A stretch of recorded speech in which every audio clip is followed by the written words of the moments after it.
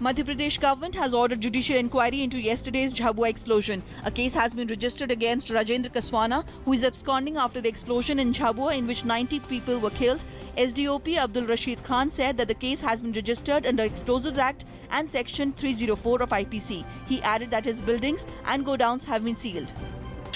Madhya Pradesh Chief Minister Shivraj Singh Chauhan reached Jhabua. He visited the explosion site to take stock of the situation. He also visited the hospital and met the victims of the Saturday explosion.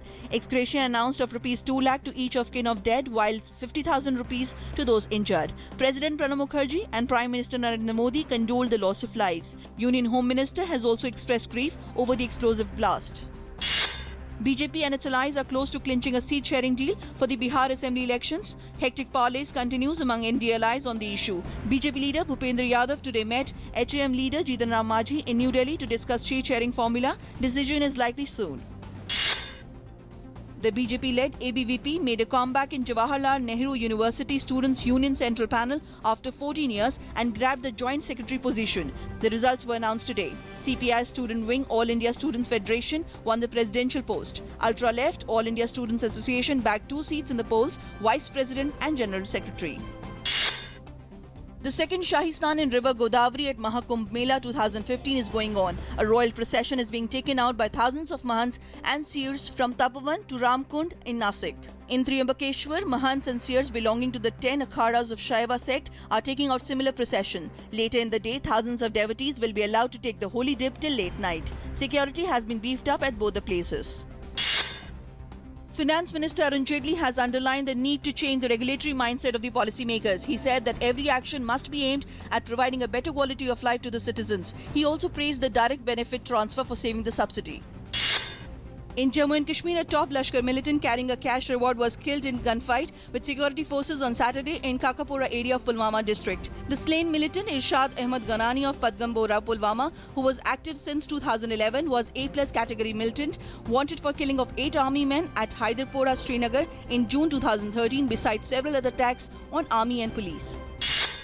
The centre has ordered a probe into the death of a 7-year boy who had been suffering from dengue after 2 private hospitals had refused to admit him. Soon after his death, his depressed parents jumped to their death from a 4-story building, triggering outrage. Union Health Minister JP Nadda said his ministry has sought a report from Delhi government on the issue by September 14.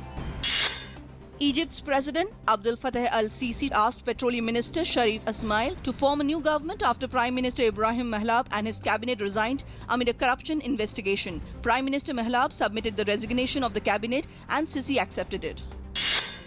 Saudi Arabia's King Salman on Saturday visited the scene of the crane collapse at the Grand Mosque, who are fleeing violence and poverty in their own countries. More than 9,000 migrants arrived in Munich on Saturday. Germany expects 40,000 to arrive over the weekend. Indian grappler Narsingh Pancham Yadav won bronze medal at the Wrestling World Championships in the men's freestyle 74 kg category. With this, Narsingh Yadav has booked a quota place for the 2016 Rio Olympics. Floyd Mayweather equaled former heavyweight great Rocky Marciano 49-0 record with a unanimous decision victory over Andre Berto. Mayweather was the heavy betting favorite and unsurprisingly dominated his overmatched foe to retain his WBC and WBA welterweight titles. Scores of 120, 108, 118, 110 and 117 and 111 took the 5-weight world champion to his 49th consecutive victory in the professional ranks. Top seeds Sania Mirza and Martina Hingis will take on Casey Delacoa of Australia and Yaroslava Shvedova of Kazakhstan in the summit clash of US Open tonight. World number 1 Novak Djokovic and number 2 Roger Federer to lock horns in men's final in the US Open. Italy's Flavia Pennetta claimed her first Grand Slam singles title with a 7-6, 6-2 win over Roberta Vinci in an improbable all-Italian US Open final on Saturday to cap an extraordinary fortnight packed with upsets. Pennetta, aged 33, becomes the 4th oldest Grand Slam winner in the Open era.